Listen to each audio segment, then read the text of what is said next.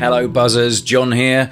Got a wonderful picture for you, and this is one taken by Mary Gilbert. It got lots of comments in the critique section on PhotoBuzz, so I thought we'd get the file from Mary. She's been kind enough to send it through to us, and what we have here, I've converted the RAW already, and what we have here is the image as it looks in full frame. This is how it was originally captured on Mary's 5D Mark IV.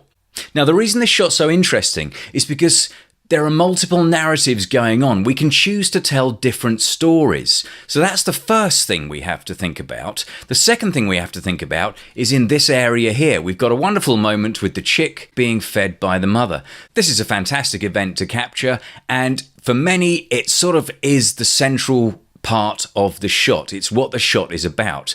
So that's kind of our narrative, this bit here. This poor guy over on the side here doesn't really get a look in if we're talking about the moment of feeding.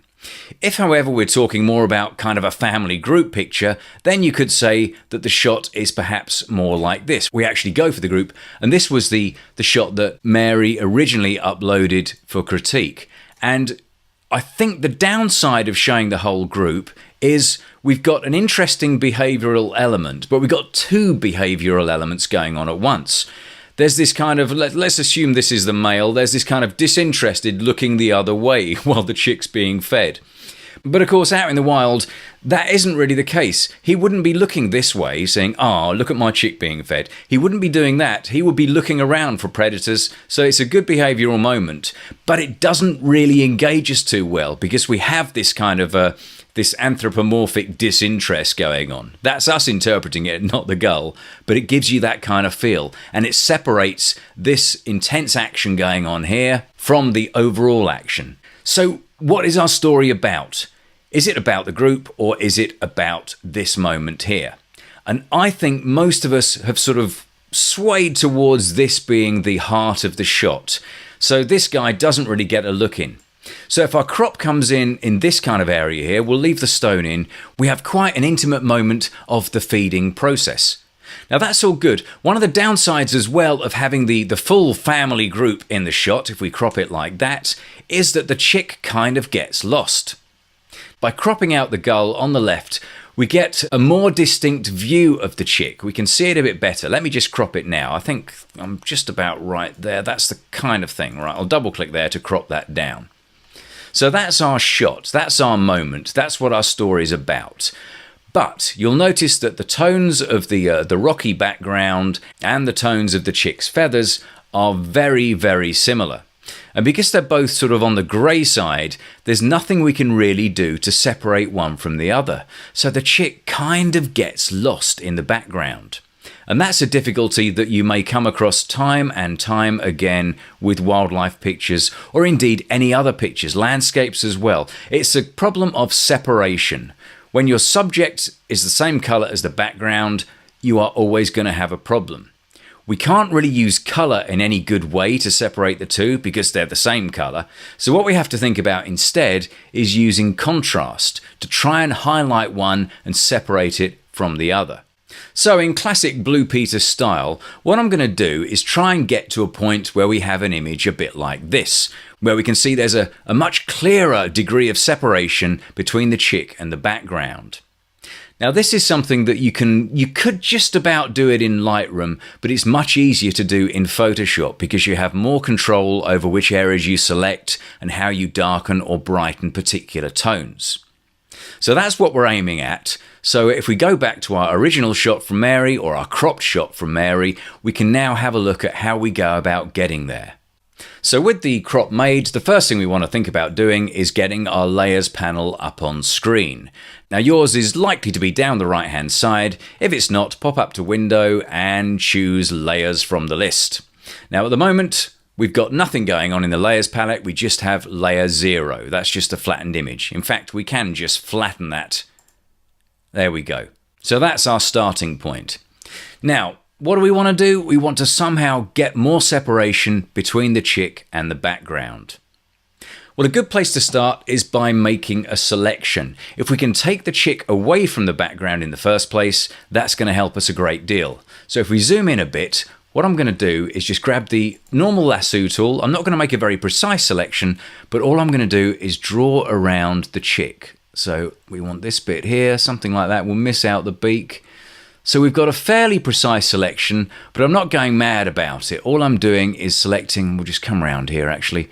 All I'm doing is selecting the overall kind of body shape of the chick. I've left his feet out. I don't think I really need to put those in. I'm going to leave the feet out and just make that selection. Okay, the next thing I'm going to do is feather that selection. It's always tricky talking about feathering when there's feathers here and feathers here, but we need to feather that to soften the edge of that selection so it blends in with the background. So to feather, all we've got to do is click on the Select and Mask button. That brings up this palette, and as I've said before in previous tutorials, go for overlay in the view mode. You can just click on this drop down arrow here and choose all sorts of different views, but the one we want really is overlay, because that shows us how soft our edge will become. Okay, with that done, what we're now going to do is move the feather slider. So if we move it to the right, we see that that edge becomes more and more soft the further we go. So in this case, I think something like that should be okay. If we go too far, we start losing definition in the areas we want to concentrate on. So let's not do that. Let's come back and make sure that we've got a fairly subtle blend, but not so big that we start losing the distinct shape of the subject. I think about that in this case. We've got 34 pixels. So we'll click OK to that, and that's made that selection.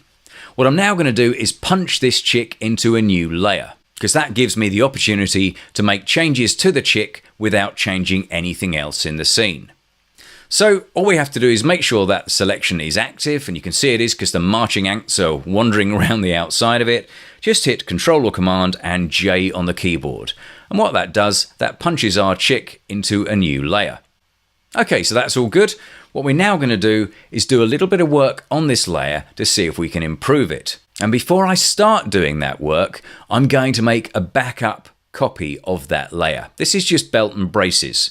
So I'm going to hit Command or Control and J once more. And that gives me the same thing. So I've now got two chicks floating above the background. Now this one here, layer 1, that's my backup.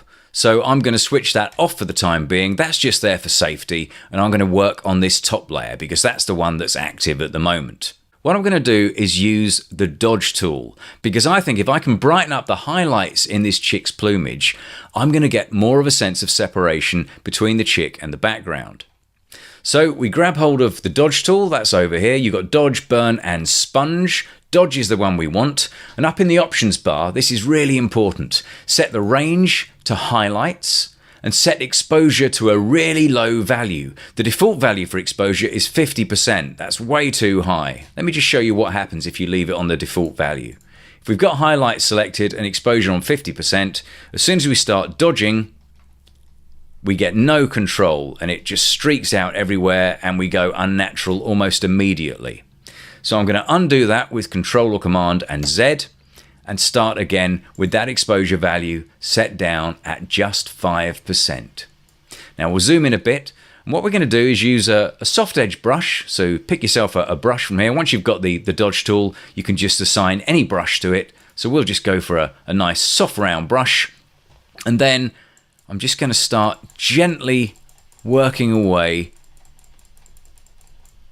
over the feathers.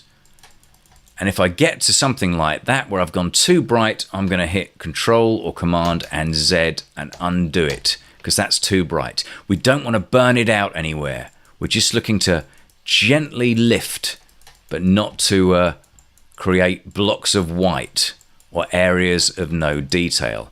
So that's gradually lifted out. I can work a bit harder into this area because there aren't highlight tones there. A little bit into the face. A little bit around this corner there. There we go. And what we've done there is we've lifted the detail in the plumage just to enhance it slightly. And now it's got more of a standout than it had before. Let's just work a little bit into this area here. I think that's probably enough. Yeah, that's done the trick. Now we've got our existing one underneath. We can switch that on. If we switch that off, you can see the difference we've made. And you see there, we've actually created a saturation boost as well. Because when you use the dodge tool or the burn tool, you also increase saturation. And that's what this other tool is for, the sponge tool.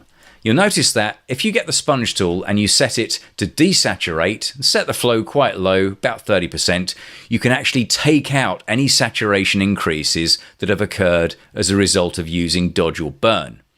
Now, I quite like those extra colours in there, but I will just mute them slightly. So I'm just a couple of sweeps, and there we go. We've now restored it to neutral. We've taken out that colour tinge by just wafting the sponge tool set to desaturate over the area.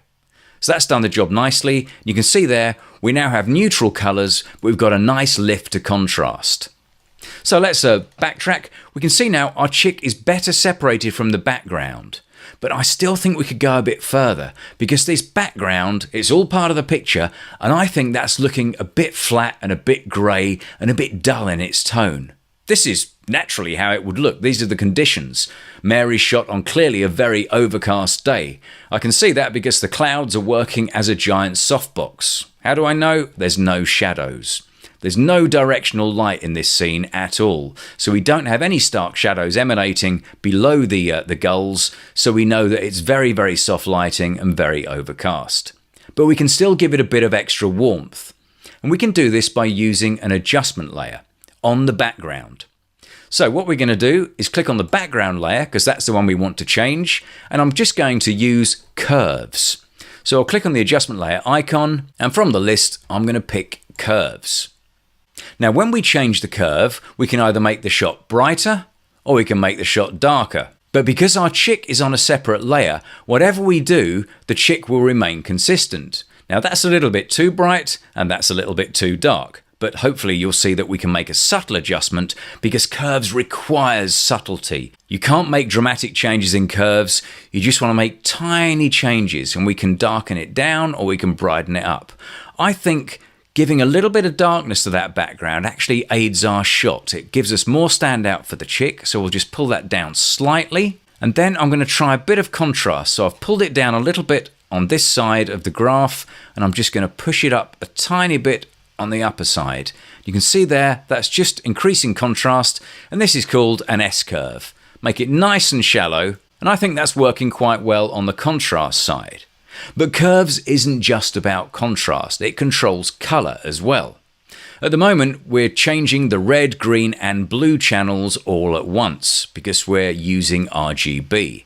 But click in that box and we can just isolate the red, the green or the blue channels. So this gives us 6 individual colours to play with. You've got red and the opposite of red, which is cyan. You've got green and the opposite of green, which is magenta, and we have blue and the opposite of blue, which is yellow. So let's pick red first, because red will give us extra warmth, and if we push up in the red channel, we get more warmth to the background. Now that's too much, so again we've got to be really subtle with our adjustments, and I think that's enough there. Just a tiny push of the red channel. Now, to get a bit of extra warmth, we need to add yellow to that to get that kind of straw colour that you get either early in the morning or late in the evening. So, to get yellow, we need to use the blue channel, because yellow is the opposite of blue. So we click where it says red, we choose blue, and if we just pull down the blue channel, we get yellow introduced. So again, a really subtle adjustment, just a little bit of yellow in there, and I think that's enough. Okay, so what we've done there, let me just move the curves over. There's our curves adjustment layer sitting above the background, and if we switch that off, we can see the difference we've made. And you see there, we've changed the colour of the background, which further enhances the plumage of the chick. Because this is grey, and this is now going towards a kind of a slightly subtle reddy brown, almost a sepia kind of tone, we've got more separation. So we've created a contrast separation using the dodge tool, and we've created a colour separation using curves, just by doing some colour adjustments within curves. So if we switch all those layers off that we've made so far, let's just turn them off like that. That's our original picture, and where we've got to is that, where we've got more definition, a bit more bite, a bit more contrast, and a bit more saturation coming through the image. And I think that's probably enough for this picture. So what we've done is use Photoshop to kind of enhance the separation between the chick and its background. We've kind of manipulated it a little bit, but hopefully not so much that it would look unnatural. Now to get there, we have used quite a lot of tools. We've got the first of all, we've got the selection we made, which we punched into a new layer.